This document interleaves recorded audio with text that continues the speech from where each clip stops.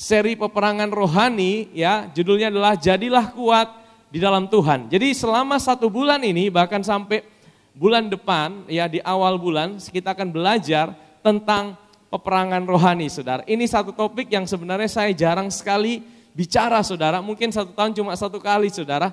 Tapi ini satu hal yang juga sangat penting untuk kita mengerti dan kita akan belajar, saudara, di dalam beberapa minggu ini supaya kita bisa mengalami, kita bisa menikmatin setiap kemenangan yang Tuhan sudah berikan buat hidup kita. Amin, saudara. Efesus pasal yang ke-6, ayat yang ke-10 sampai ayat yang ke-13. Dimulai dengan kata akhirnya. Akhirnya itu berarti apa? Itu berarti bagian terakhir, saudara. Ya, akhirnya itu bagian terakhir. Memang kitab Efesus itu dibagi atas 6 pasal.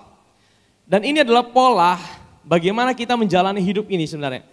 Rasul Paulus itu seorang yang sangat pintar, dia sangat terdidik, dan dia tulis kitab Efesus dengan pola yang sangat-sangat bagus sekali untuk petunjuk bagaimana kita menjalani hidup ini.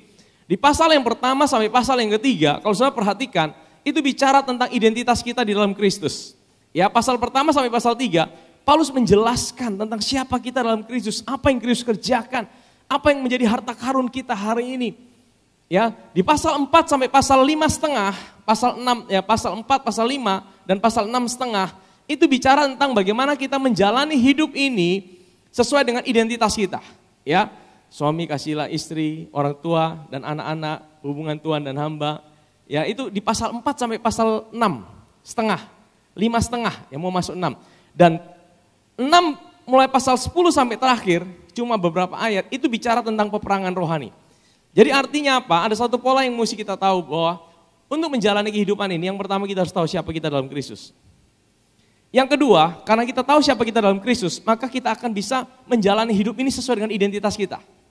Dan kalau kita bisa menjalani hidup ini sesuai dengan identitas kita, maka disitulah kita bisa berdiri untuk menjalani peperangan. Efesus 6 ayat 10, akhirnya hendaklah kamu kuat di dalam Tuhan, di dalam kekuatan kuasa-Nya.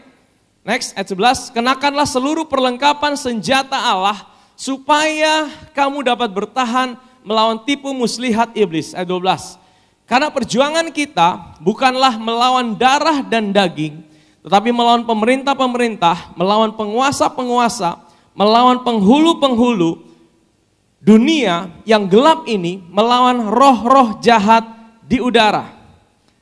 Sebab itu ambillah seluruh perlengkapan senjata Allah supaya kamu dapat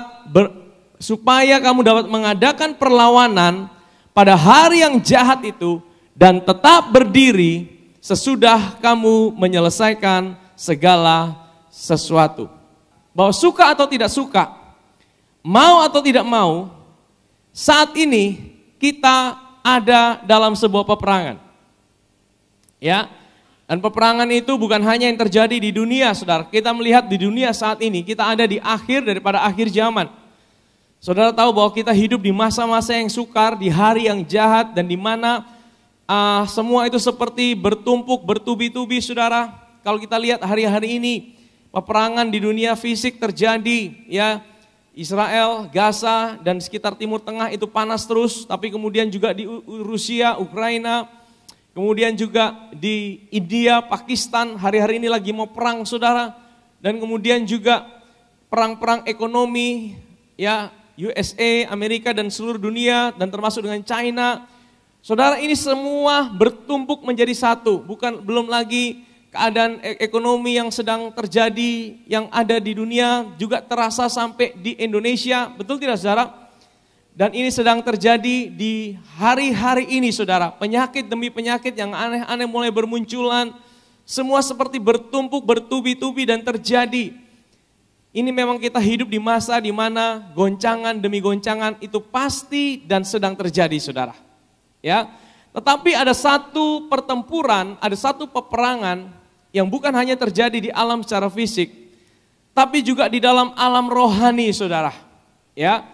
Di dalam alam rohani, karena semua yang dari apa yang ada di alam jasmani itu dimulai dari apa yang ada di alam rohani, saudara. Dan kita harus sadar, namanya peperangan pasti ada dua pihak yang bertempur. Amin, saudara. Nah, peperangan kita, firman Tuhan berkata, bukanlah melawan apa? Darah dan daging. Darah dan daging itu maksudnya apa? Kita bukan melawan manusia. Ya, kita bukan melawan suami kita, istri kita, mertua kita, anak kita, orang tua kita, teman kita, tetangga kita. Siapa lagi yang saudara bisa sebutkan? Ya, mungkin ada orang yang menyakiti hati saudara.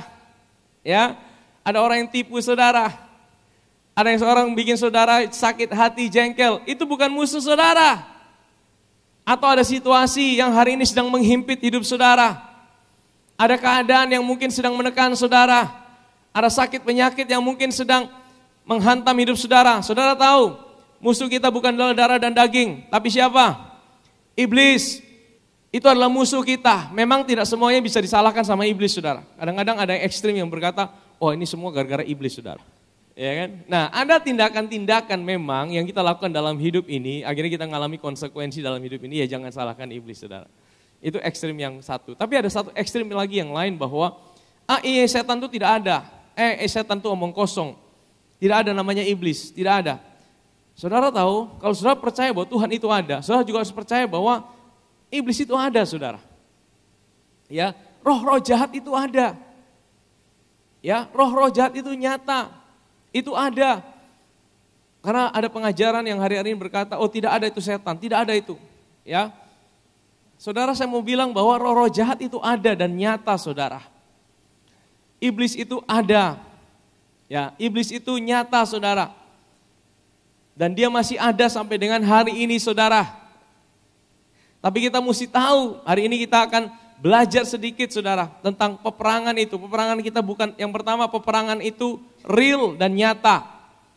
Dan kita hadapi setiap hari, saudara. Yohanes 10 ayat 10 bilang gini, saudara. Coba kita buka. Pencuri datang hanya untuk apa? Mencuri, membunuh, dan membinasakan.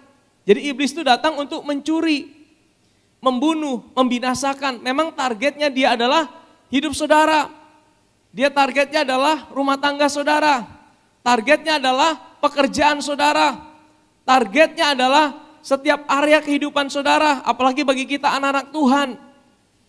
Ya, apalagi bagi kita anak-anak Tuhan. Dia akan berusaha untuk menghancurkan hidup saudara. Mungkin dia tidak bisa ambil keselamatan saudara. Karena keselamatan kita itu dijamin oleh karya Kristus. Tapi dia akan ambil janji-janji Tuhan yang Tuhan sudah berikan buat hidup saudara. Sehingga saudara tidak alamin itu di dalam hidup saudara dan saya. Amin. Buat orang-orang yang belum kenal Tuhan, iblis itu akan tutup mata rohaninya. Sehingga apa? Mereka tidak bisa melihat keindahan daripada cahaya Injil itu, saudara.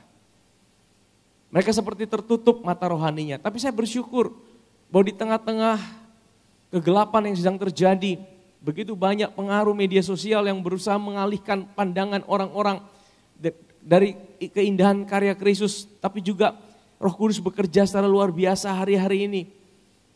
Ya, media sosial juga dipakai untuk kabar baik, Injil diberitakan, saudara. Dan saya mau bilang bahwa iblis itu ada dan dia nyata.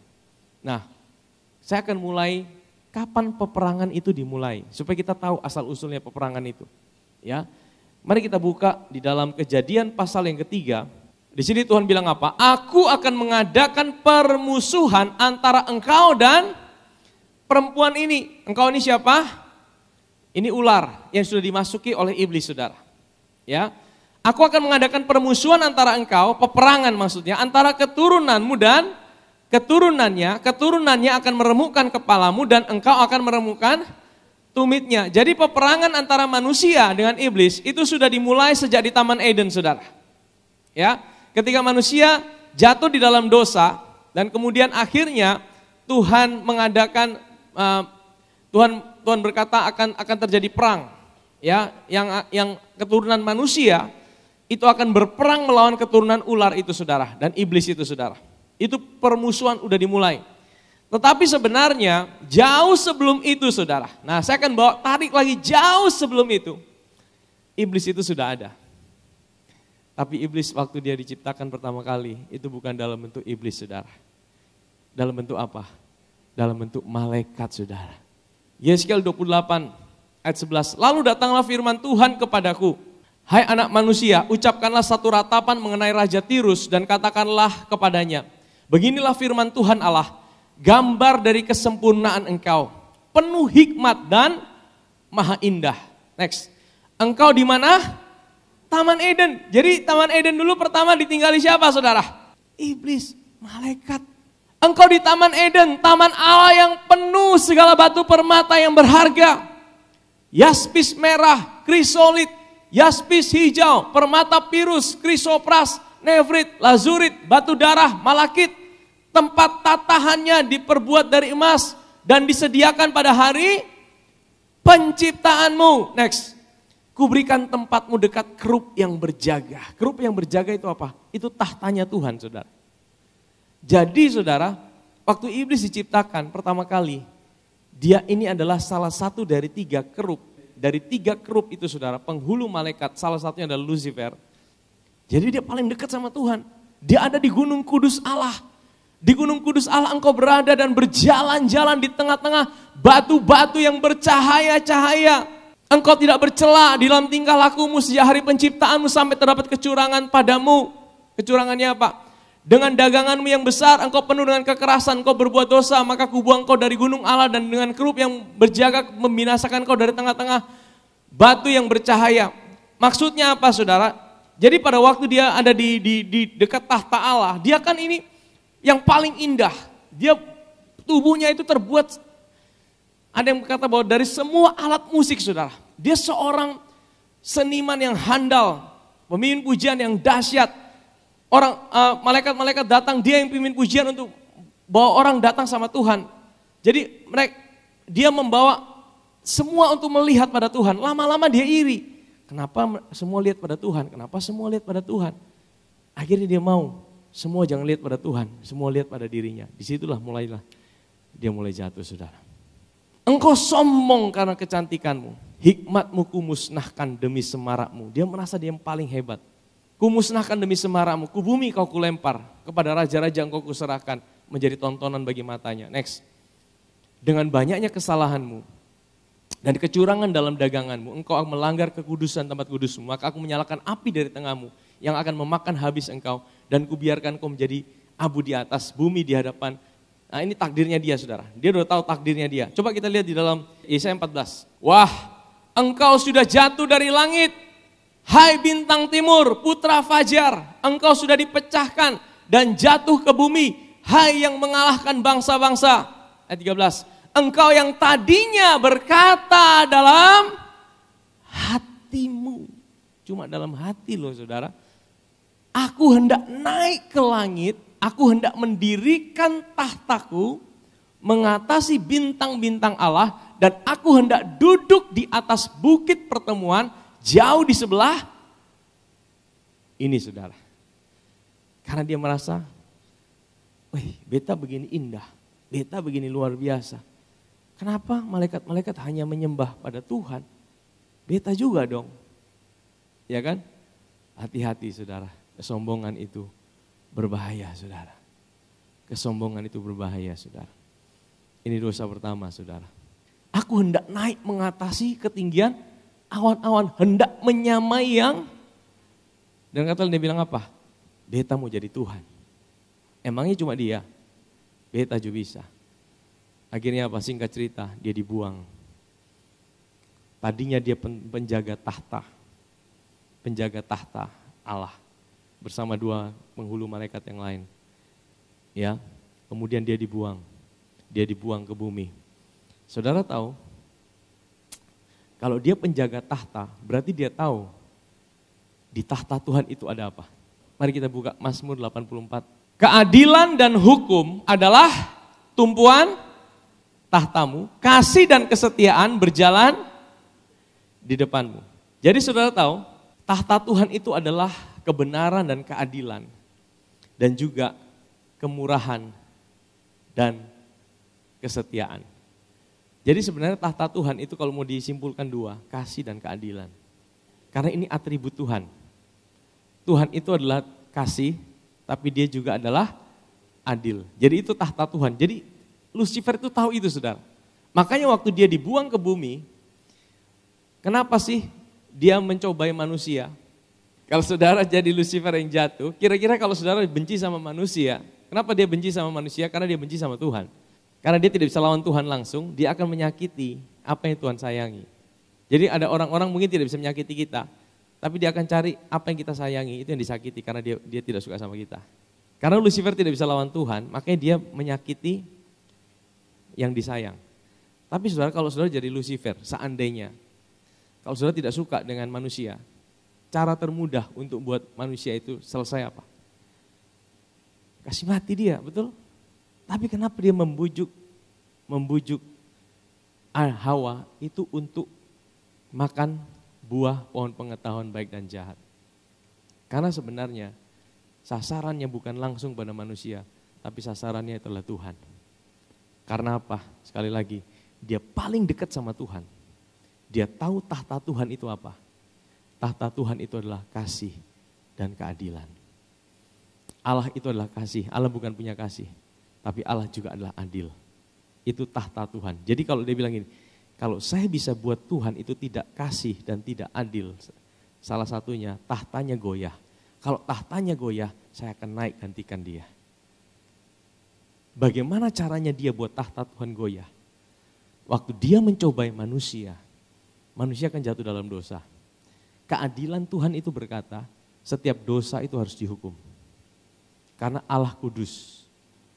Allah itu adil, dia tidak kompromi dengan dosa. Dosa sekecil apapun itu harus dihukum. Itu keadilan Tuhan. Tapi di satu sisi Allah juga kasih. Kasihnya berkata dia mencintai manusia. Bagaimana ini? Iblis mau jebak Tuhan. Dia lagi tunggu di Taman Eden. Tuhan mau musnahkan manusia tidak? Tuhan mau hancurkan manusia selesai? Berarti engkau tidak kasih. Tapi kalau Tuhan bilang, sudah aku ampuni kesalahanmu. Engkau tidak adil. Engkau tidak adil loh Tuhan. Berarti kalau Tuhan tidak adil, Tuhan harus turun dari tahta. Karena tahta Tuhan adalah kasih dan keadilan. Makanya dengan cara yang sama, kalau saudara perhatikan. Saudara ingat kisahnya waktu seorang perempuan berzina, kedapatan berzina di Yohanes pasal 8 dibawa kepada Yesus. Orang Farisi bilang apa? Guru, menurut hukum Musa, seorang wanita yang kedapatan berbuat zina, dia harus apa? Dirajam sampai mati. Apa katamu? Wah, ini kan jebakan saudara. Kalau Yesus bilang rajam, engkau tidak konsisten. Kau bilang engkau kasih, engkau ajarkan kasih. Tapi kalau Yesus bilang jangan rajam, engkau melanggar hukum Musa. Nah ini dijebak kan Yesus. Saudara lihat, polanya iblis itu sama saudara. Dia berusaha menjebak Tuhan dengan situasi saudara. Akhirnya apa? Yesus apa? Dia menunduk, dia menulis dengan jarinya. Yesus sedang kasih tunjuk. Engkau mencobai aku dengan hukum Taurat. Engkau tidak tahu, jari inilah yang menulis di atas 2 loh batu. Dan waktu Yesus bangkit, Yesus bilang apa? Barang siapa di antara kalian yang tidak berbuat dosa, silahkan ambil batu dan lempar. Yesus kira-kira melanggar tidak? Dia melanggar hukum Taurat? Tidak. Dia melanggar hukum kasih? Tidak. Apa yang terjadi? Yang paling tua, tadinya pegang batu begini. Karena sudah dibilang seperti itu, kita pun dosa paling banyak. Ya lempar batu paling pertama, yang lain yang muda-muda ikut. Akhirnya semua pergi. Saudara tahu, iblis mau menjebak Yesus. Karena dia tahu, kalau Tuhan bisa tidak adil, Tuhan harus turun dari tahta. Dan dia harus gantikan Tuhan. Tapi saudara tahu, briliannya Tuhan itu di mana saudara? Kalau dia tidak brilian, dia bukan Tuhan saudara. Dan inilah the mystery of the ages. Inilah rahasia yang tersembunyi berabad-abad.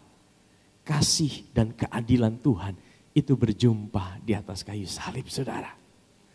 Di atas kayu salib disitulah Tuhan mendemonstrasikan kasih-Nya. Dia mencintai manusia, tapi dia juga mendemonstrasikan keadilannya. Bahwa semua dosa itu harus dihukum. Dan iblis tidak pikir sampai di situ. Makanya dia masih bujuk Yudas untuk jual Yesus. Karena iblis tidak pikir sampai situ. Bagaimana Tuhan bisa menaik di atas kayu salib dan mati untuk menebus dosa manusia. Dia ambil dosa manusia sebagai manusia. dan dia selesaikan itu di atas kayu salib satu kali untuk selama-lamanya. Amin saudara. Kamu juga meskipun dahulu mati oleh pelanggaranmu dan oleh karena tidak disurat secara lahiriah telah dihidupkan Allah bersama-sama dengan dia sesudah ia mengampuni segala pelanggaran kita. Ayat 14. Dengan mengapa? Menghapuskan surat hutang yang oleh ketentuan-ketentuan hukum Taurat mendakwa dan mengancam kita, dan itu ditiadakannya dengan memakukannya pada kayu salib. Kenapa tuntutan itu dihapuskan? Karena sudah ada yang bayar. Amin. Kenapa surat dakwaan itu diselesai, sudah tidak bisa mendakwa saudara lagi hari ini? Karena sudah ada yang bayar. Amin saudara. Kalau saudara punya hutang dan hutang saudara sudah dibayar, maka saudara tidak bisa ditagih 2 kali lagi saudara. Betul. Yesus naik di atas kayu salib, dia bayar surat hutang saudara dan saya supaya tidak ada lagi yang bisa mendakwa saudara dan saya di hadapan Bapa di sorga. Dengan itu ia telah melucuti pemerintah-pemerintah, penguasa-penguasa, dan menjadikan mereka apa? Tontonan umum dalam kemenangannya atas mereka. Jadi peperangan babak pertama selesai. Babak pertama selesai, iblis dikalahkan. Senjatanya dilucuti. Kemenangannya dia berikan buat saudara dan saya. Amin saudara. Jadi hari ini saudara, kita ada dalam sebuah peperangan. Tapi peperangan yang kita lakukan hari ini bukan untuk merebut kemenangan, tapi untuk mempertahankan dan menikmati kemenangan yang Tuhan sudah berikan buat hidup saudara dan saya. Amin saudara. Ini berbeda dengan sebelum salib saudara. Peperangan yang kita jalani hari ini, kita ada dalam sebuah peperangan. Peperangan dengan musuh yang sama, iblis. Bedanya adalah dia hari ini tidak punya kuasa lagi atas hidup kita. Hari ini kita punya posisi jauh lebih tinggi dari dia. Sebelum salib kita punya posisi ada di bawah dia. Sesudah salib posisi kita jauh di atas dia. Makanya saudara jangan takut dengan setan. Kalau saudara sungguh-sungguh lahir baru. Karena apa? Roh yang di dalam saudara itu jauh lebih besar daripada roh yang ada di dunia. Karena di dalam saudara itu Kristus. Amin saudara. Saudara itu punya posisi yang jauh lebih tinggi. Tetapi saudara, tetapi hari ini peperangan itu masih ada. Dan strategi dia dalam peperangan ini yang mau kita bahas hari ini. Yaitu apa? Efesus pasal 6. Kenakanlah seluruh perlengkapan senjata Allah supaya kamu dapat bertahan melawan apa? Tipu muslihat iblis. Memang dia bapak segala pendusta. Firman Tuhan berkata dia adalah bapak segala pendusta. Makanya strateginya dia tidak pernah berubah. Waktu di Taman Eden, waktu dia mencobai manusia, bukankah dia berkata sama Adam dan Hawa, bukankah semua pohon dalam taman ini tidak boleh dimakan buahnya, bukan? Betul? Itu tipu atau tidak? Tipu saudara. Tapi apa? Adam dan Hawa bilang apa? Hawa bilang apa? Tidak kok, boleh, cuma yang di tengah taman soalnya boleh. Ya kan? Dia tangkap, oh ini soalnya tahu firman ini soalnya tahu firman ini. Dia mulai masuk lebih dalam lagi. Tahu kok Sonde, kenapa Tuhan bilang Sonde boleh makan? Jadi goalnya itu adalah apa? Membuat manusia itu mulai ragu sama Tuhan. Tuhan itu Sonde sungguh-sungguh baik. Tuhan itu tidak betul-betul baik kok. Dia itu cuma orang bilang saya dia baik. Dia tidak sungguh-sungguh baik. Tahukah saudara, sampai hari ini strateginya tetap sama. Melalui situasi, melalui keadaan, melalui apa yang kau alami, mungkin kesesakan, tantangan. Mungkin kau dimulai kecewa dengan manusia dulu. Tapi kalau kecewa dengan manusia tidak selesai, nanti ditarik-tarik. Pasti akarnya kau akan mulai kecewa dengan Tuhan. Engkau akan mulai berpikir, iya ya, kalau memang Tuhan itu ada, Tuhan itu baik, kenapa beta sakit soalnya sembuh-sembuh? Iya ya, kalau memang Tuhan itu ada, Tuhan itu baik, kenapa beta mengalami masalah keuangan seperti ini? Iya ya, kalau Tuhan itu ada dan Tuhan itu baik, kenapa beta punya pekerjaan seperti ini?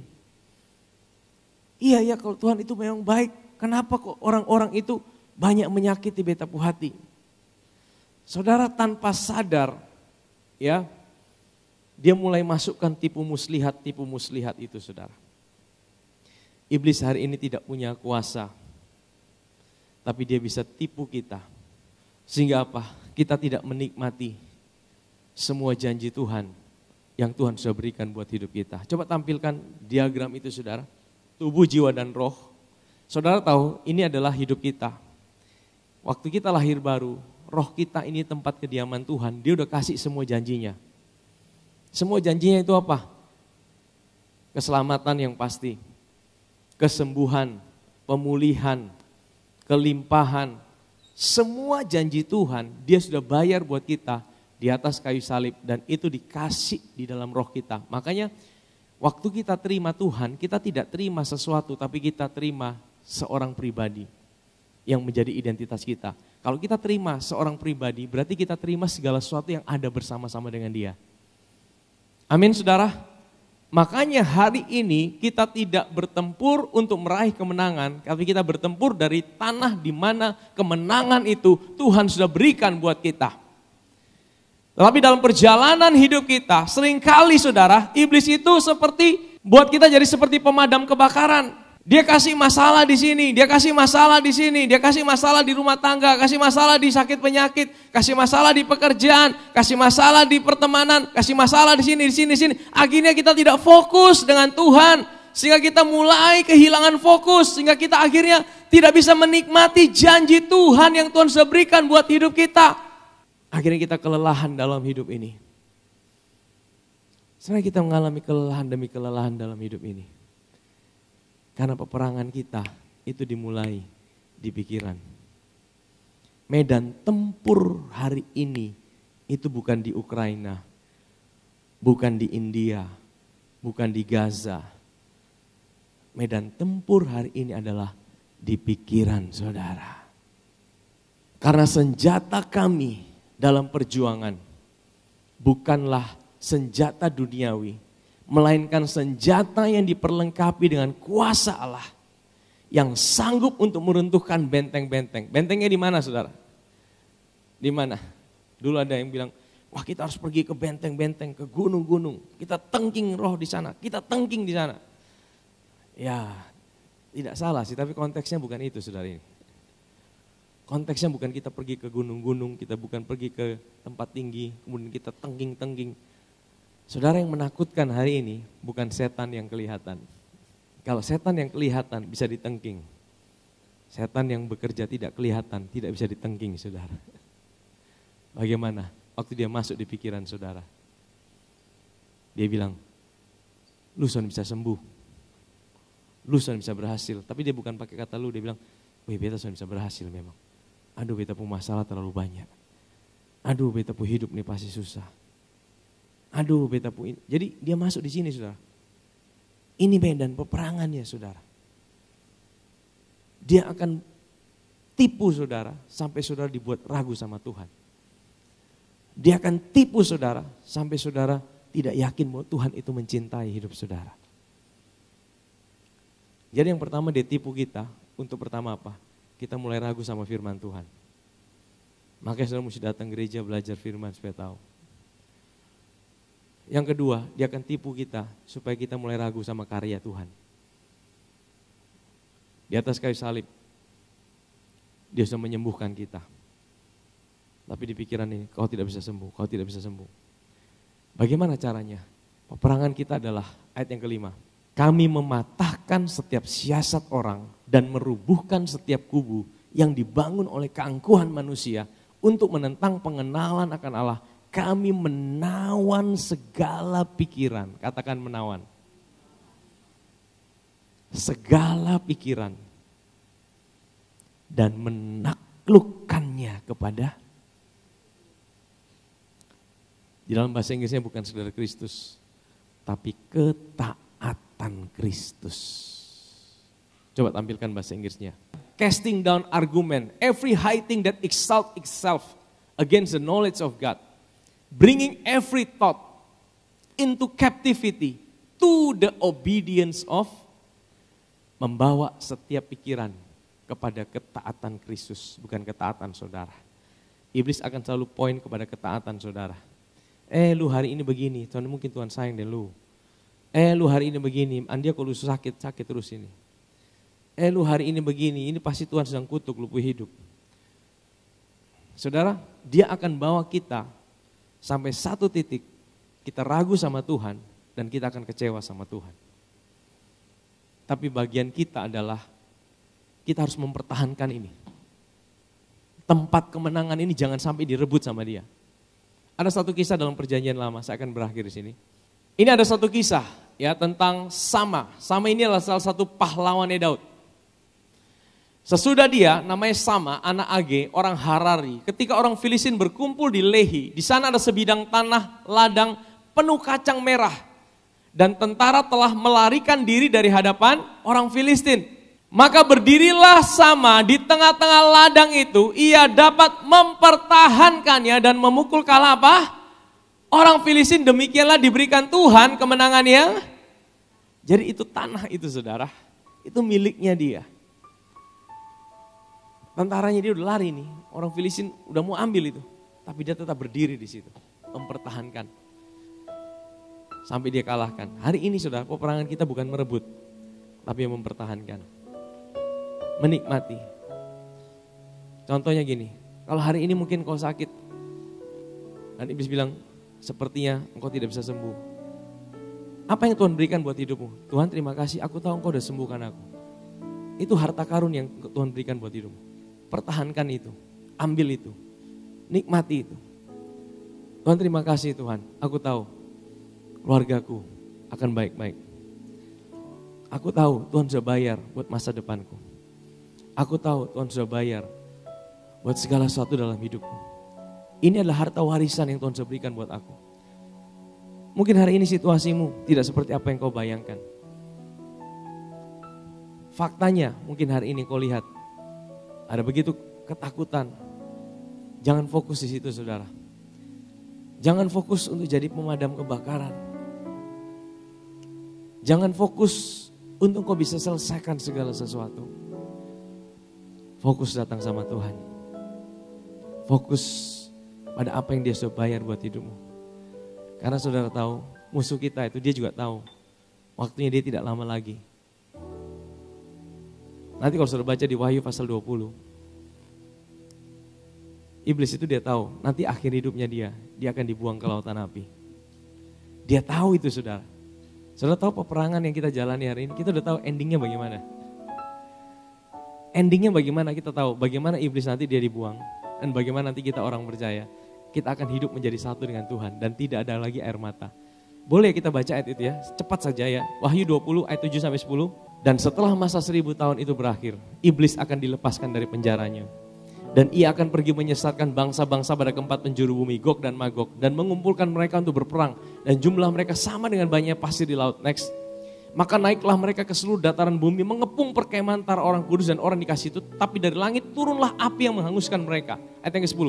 Dan iblis yang menyesatkan mereka dilemparkan ke dalam lautan api dan belerang. Yaitu tempat binatang dan nabi palsu, dan mereka disiksa siang malam sampai ini endingnya saudara dia. Dia udah tahu itu saudara. Makanya dia mau membawa sebanyak mungkin orang yang belum percaya untuk ikut dia. Tapi kalau orang udah percaya, dia tidak bisa rebut keselamatannya, tapi dia akan buat mereka tidak bisa nikmati janji Tuhan. Tapi bagaimana bagian kita? Di Wahyu 21, ini yang terakhir, Wahyu 21 ayat yang pertama. Lalu aku melihat langit yang baru dan bumi yang baru. Sebab langit yang pertama dan bumi yang pertama telah berlalu. Dan laut pun tidak ada lagi. Next.